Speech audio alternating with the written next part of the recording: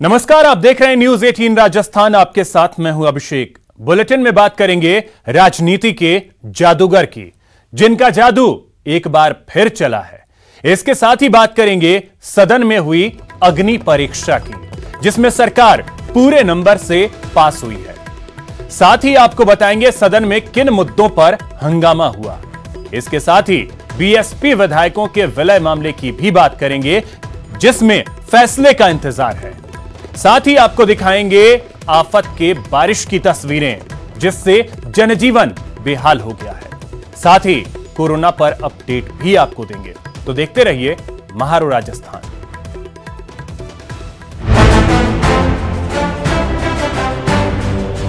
सदन द्वारा मंत्रिपरिषद में विश्वास व्यक्त किए जाने का प्रस्ताव स्वीकृत किया गया।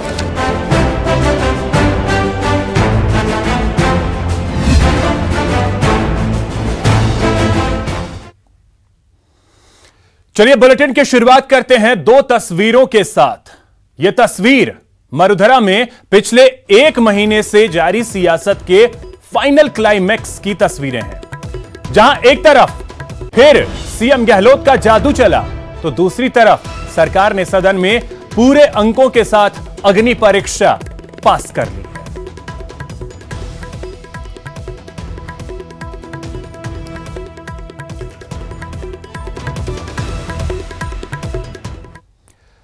तो बात सियासत के सबसे बड़े जादूगर की। जी हां, राजस्थान में अशोक गहलोत सरकार ने विश्वास मत हासिल कर लिया है, और साथ ही साथ गहलोत ने एक बार फिर साबित कर दिया है कि सियासत में उनका जादू हर बार चलता है। गहलोत की रणनीति का जवाब कहां? गहलोत की दूरदर्शिता का जवाब कहां? गहलोत की जादूगरी का जवाब कहां? तेरा जादू चल गया। प्रश्न यह है कि यह सदन मंत्रिपरिषद में विश्वास व्यक्त करता है। जो पक्ष में वो आ गए, जो विपक्ष में वो ना गए। हाँ पक्ष जीता, हाँ पक्ष जीता। सदन द्वारा मंत्रिपरिषद में विश्वास व्यक्त किए जाने का प्रस्ताव स्वीकृत किया गया। और इसी के साथ ही सदन में ध्वनिमत से विश्वास प्रस्ताव पारित हो गया। फिर से पूरे देश ने अशोक गहलोत की क्षमता का लोहा माना। 34 दिन बाद वही हुआ जिसकी उम्मीद गहलोत से थी। इस बार भी जादू चला, उस सियासी जादूगर का जो हर बार अपनी हारी बाजी को जीतना जानता है। तो माननीय अध्यक्ष महोदय, मैं माननीय सम्मानित नेता प्रतिपक्ष कहना चाहूंगा, आपकी कोई चाल, हमारा जो कुंबा बैठा हुआ है, इसको आप कितनी कोशिश कर लोगे, आप, आपके साथी, आपके हाईकमान जिसे तय कर रखा है, राजस्थान सरकार को मैं गिरा के रहूंगा। और मैं तय कर चुका हूं, किसी कीमत पर गिरने नहीं दूंगा।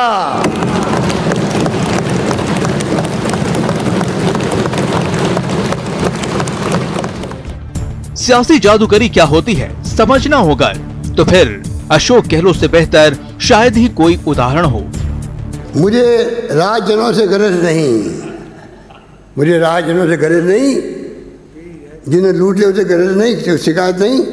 तेरी रहबरी का सवाल है, तेरी रहबरी का सवाल है। तो जो नेता बना फिरता है उसका सवाल है, तुम्हारा और हमारे माननीय आमिर जाने वाले सदस्य के, तुम दोनों का और एक केंद्रीय मंत्री का। तुम्हारी रहबरी का सवाल है कि कारवा क्यों लुटा? आप लोग नेतागिरी कर रहे थे सरकार गिराने के लिए, ये बताओ आप। आगे इसका जवाब है, मैं बताऊं क्यों लुटा, मैं बताऊं काफिला क्यों लुटे। वो जो काफिले का रहबर था, जो लीडर था, वो था राजजनों से मिला हुआ, वो खुद ही मिला हुआ था लुटेरों से।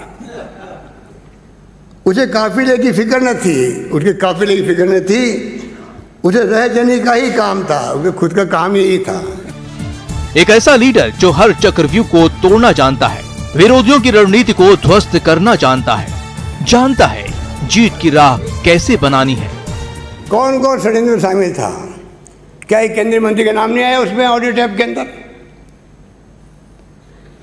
कोई इनकार कर सकता है? क्यों नहीं वो वॉइस टेस्ट करवाते हैं अपनी? क्या एसओजी के अंदर मुझे या डिप्टी सीएम साहब को दिए नोटिस आ क्या? कोई अभी तो बन गए हम लोग।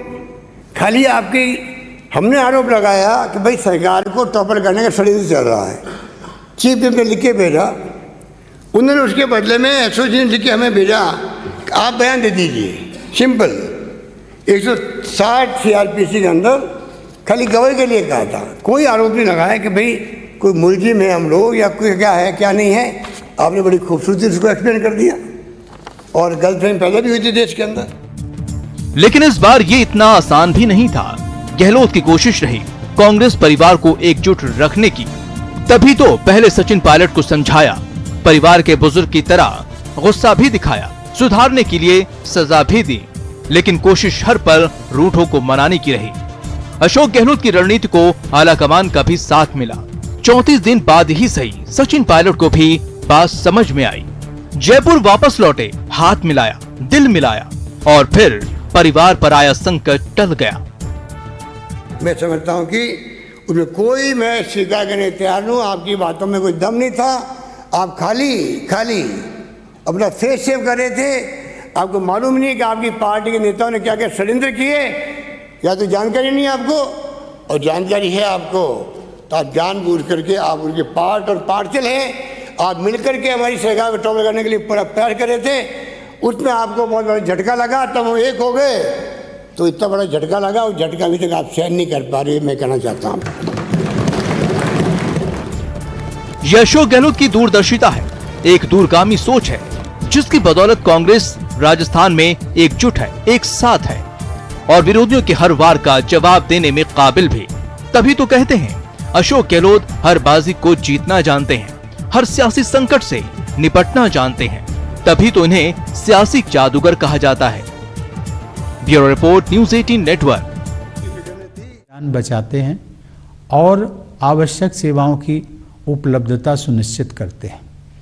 ऐसे डॉक्टर, स्वास्थ्यकर्मी, आपदा प्रबंधन दलों के सदस्य, पुलिसकर्मी, सफाई कर्मचारी, डिलीवरी स्टाफ, परिवहन, रेल और विमानन कर्मी, विभिन्न सेवा प्रदाता, सरकारी कर्मचारी, समाज सेवी संगठन और उदार नागरिक अपने साहस तथा निस्वार्थ सेवा के प्रेरक उदाहरण प्रस्तुत कर रहे हैं।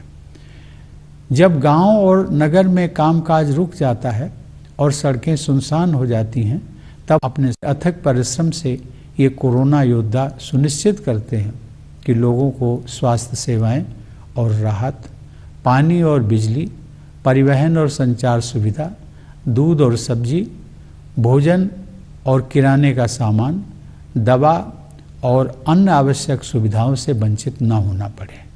ये अपनी जान को भारी जोखिम में डालते हैं ताकि हम सब इस महामारी से सुरक्षित रहें और हमारा जीवन तथा आजीविका दोनों चलती रहे।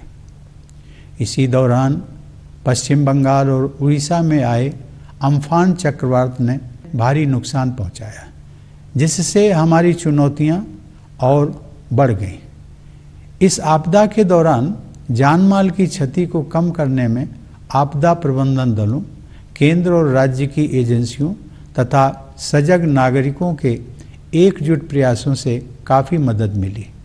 पूर्वोत्तर और पूर्वी राज्यों में देशवासियों को बाढ़ के प्रकोप का सामना करना पड़ रहा है। इस तरह की आपदाओं के बीच समाज के सभी वर्गों के लोग एकजुट होकर संकटग्रस्त लोगों की मदद करने के लिए आगे आ रहे हैं। प्यारे देशवासियों, इस महामारी का सबसे कठोर प्रहार गरीबों और रोजाना आजीविका कमाने वालों पर हुआ है। संकट के इस दौर में उनको सहारा देने के लिए वायरस की रोकथाम के प्रयासों के साथ साथ अनेक जन कल्याणकारी कदम उठाए गए हैं। प्रधानमंत्री गरीब कल्याण योजना की शुरुआत करके सरकार ने करोड़ों लोगों को आजीविका दी है, ताकि महामारी के कारण नौकरी गंवाने, एक जगह से दूसरी जगह जाने तथा जीवन के अस्त व्यस्त होने के कष्ट को कम किया जा सके। लोगों की मदद के लिए सरकार अनेक कदम उठा रही है। इन प्रयासों में कारपोरेट सेक्टर, सिविल सोसाइटी और नागरिकों का भरपूर सहयोग मिल रहा है। किसी भी परिवार को भूखा न रहना पड़े, इसके लिए ज़रूरतमंद लोगों को मुफ्त अनाज दिया जा रहा है। मुफ्त अनाज उपलब्ध कराने के दुनिया के सबसे बड़े इस अभियान को नवंबर 2020 तक बढ़ा दिया गया। इस अभियान से हर महीने लगभग 80 करोड़ लोगों को राशन मिलना सुनिश्चित किया गया है।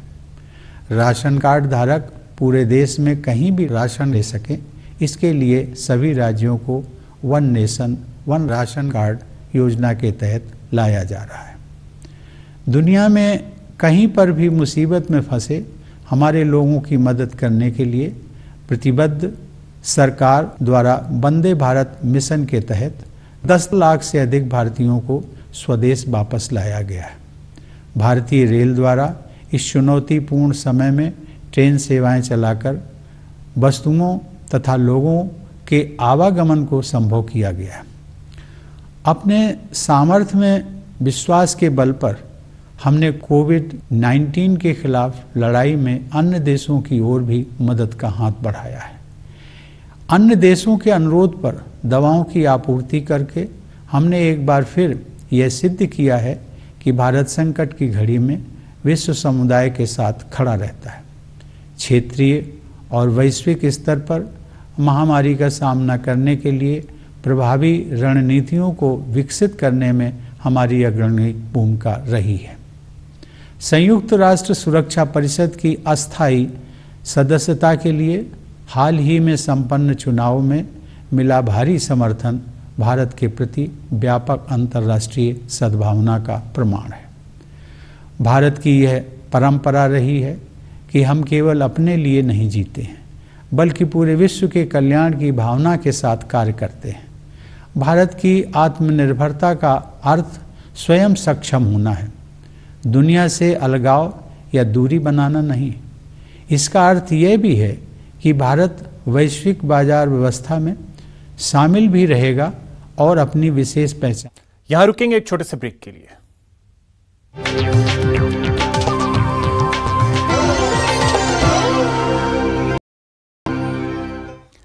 ब्रेक के बाद आपका स्वागत है। 34 दिन के संशय के बाद शुक्रवार का दिन मरुधरा की सियासत के लिए सुकून भरा रहा, तो अशोक गहलोत सरकार भी अपने उस वादे पर खरी उतरी कि उनकी सरकार के पास पर्याप्त बहुमत है। लेकिन यह इतना आसान भी नहीं था। आपको दिखाते हैं सरकार पर विश्वास से पहले 34 दिन के महाभारत की कहानी।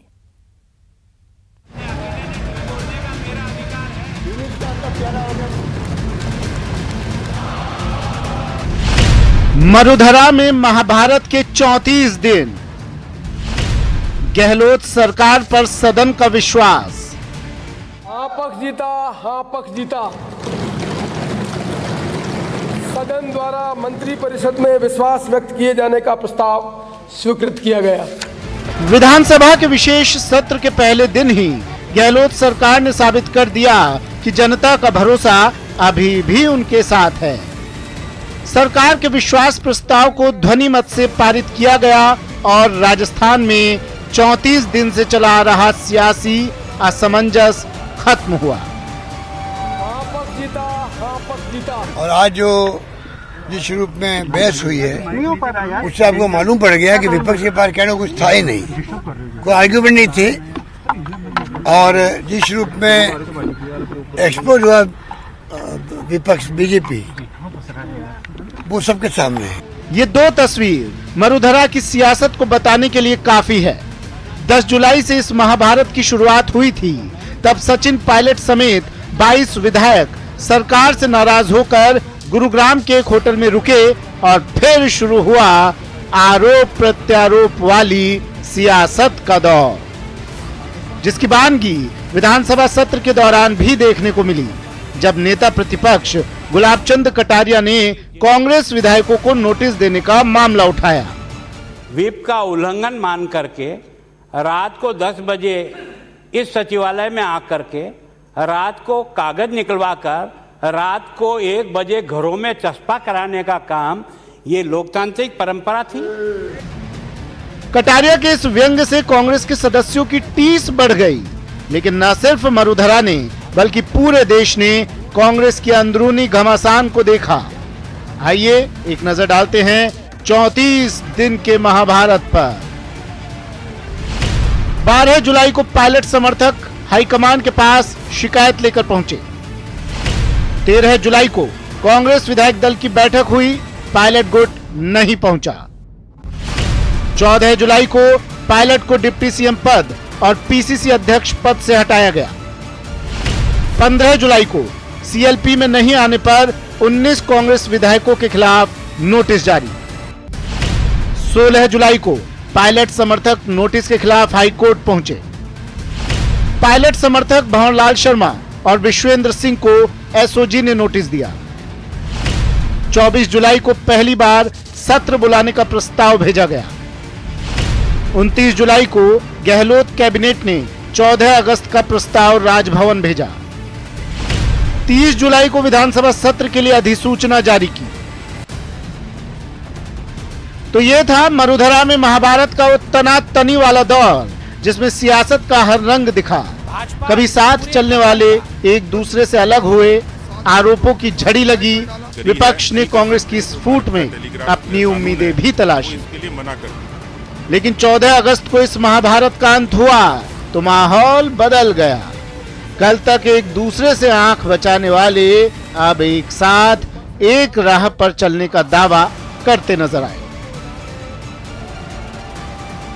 सदन के अंदर की बात थी, मैंने कहा कि कांग्रेस पार्टी के और कांग्रेस पार्टी के समर्थन में जो विधायक हैं उन सब ने एकजुटता का आज परिचय दिया और विपक्ष ने तमाम कोशिशें करी, लेकिन उसके बावजूद भी आज प्रचंड बहुमत के साथ सरकार के पक्ष में जो कॉन्फिडेंस मोशन मूव हुआ था वो पारित हुआ है। इस बात की मुझे खुशी है। इसके लिए कांग्रेस हाईकमान ने भी भूमिका निभाई और सत्र से एक दिन पहले सीएमआर पर दिल्ली से आए बड़े नेताओं की मौजूदगी में कांग्रेस के अंदर ऑल इज वेल का संदेश दिया गया। साफ हो गया कि कांग्रेस की सरकार के पास 124 मत हैं, हमारा कुनबा इकट्ठा है और हम राजस्थान की प्रगति और विकास और 8 करोड़ जनता की सेवा में निरंतर संकल्पबद्ध रहेंगे, इसमें कोई शक नहीं। ये आज प्रजातंत्र की जीत है। फिलहाल सत्र बुलाने का सरकार का मकसद पूरा हुआ। 200 सदस्यों वाली विधानसभा में कांग्रेस को 120 से ज्यादा विधायकों का समर्थन है और विश्वास प्रस्ताव के दौरान ये साबित भी हुआ। यानी मरुधरा की सियासत में अशोक गहलोत शेर साबित हुए, जिन्होंने अपने सभी विरोधियों को एक बार फिर से मात दी। Bureau report, news 18 Rajasthan. सदन में विश्वास प्रस्ताव के चर्चा के दौरान विपक्ष और सरकार में तीखी बहस भी हुई। इस दौरान बीजेपी की तरफ से नेता प्रतिपक्ष ने जमकर प्रहार किया। अपनी मेहनत से उस कांग्रेस को जिसके 21 सदस्य थे प्रयत्न किया। प्रयत्न सबका सामूहिक हो सकता, मैं इसको कोई नकार नहीं रहा हूं, लेकिन सच में उस आदमी ने जिस ढंग से आपकी पार्टी को उस समय खड़ा करने का प्रयत्न किया, वो 6 वर्ष तो आपको बहुत अच्छा लगता था, तब तो बहुत अच्छा आदमी था, फिर ये अचानक कैसे बिगड़ गया? इसके लिए दोषी कौन?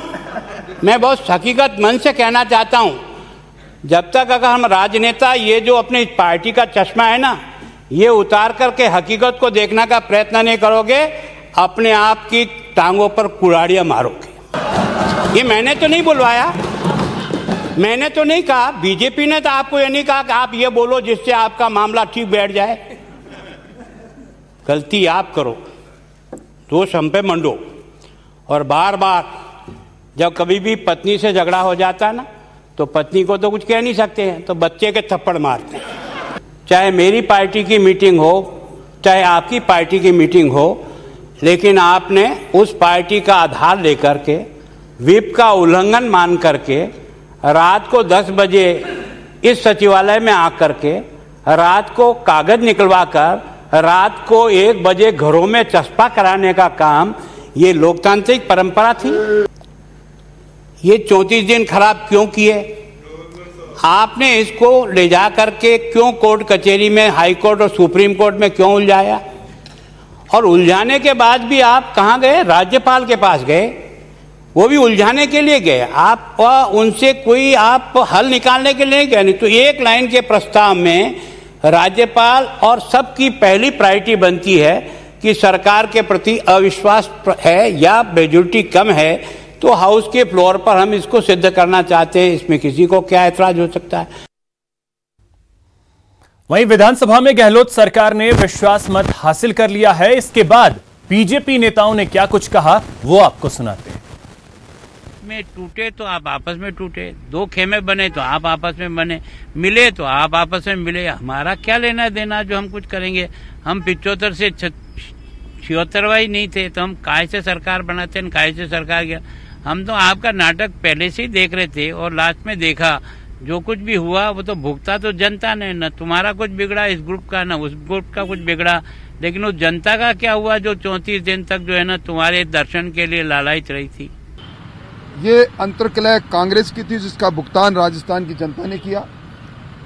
हम लोगों ने सारे मुद्दे उठाए, मुख्यमंत्री जी के पास कोई जवाब नहीं था और दाएं बाएं की बात करते हुए उनका अंतर्कलह कितना है। पूर्व उप मुख्यमंत्री ने अपनी बात 2 बार खड़े होकर अपनी बात भी कही और मैं समझता हूं कि आज का दिन राजस्थान के राजनीतिक इतिहास के लिए कलंकित दिन है कि सरकार, चुनी हुई सरकार को आज विश्वास मत प्राप्त करने के लिए सदन में आना पड़ा, वो भी सीधी 5 सितारा होटल के बाड़ाबंदी से। जो सदन के फ्लोर पे नेता को जो जवाब देने चाहिए थे, जिसको हमने विश्वास मत पे जो बातें कही, उसका एक का भी जवाब नहीं दिया। वो मोदी जी पे बोलते रहे, वो अमित शाह जी पे बोलते रहे, वो बीजेपी पे बोलते रहे। मुझे लगता है कि इस तरीके के कैजुअल जो जवाब दिए फ्लोर पे, वो अपने आप में सरकार की एक किस्म की हार थी, नैतिक हार थी। उन कंटेंट नहीं था, न उसमें कोई अपील थी, न कोई आगे की कोई विजन थी। तो प्रतिक्रियाएं बीजेपी नेताओं की आपने सुनी। भले ही राजेंद्र राठौर ये कह रहे हो कि आज का दिन कलंकित दिन है भले ही प्रदेश के लिए, लेकिन गहलोत ने दिखा दिया कि जादूगर उन्हें क्यों कहा जाता है। इस पर और अधिक जानकारी के साथ हमारे सहयोगी गोवर्धन चौधरी हमारे साथ जुड़े हैं, उनके पास चलेंगे, लेकिन उससे पहले यहां रुकेंगे एक छोटे से ब्रेक के लिए।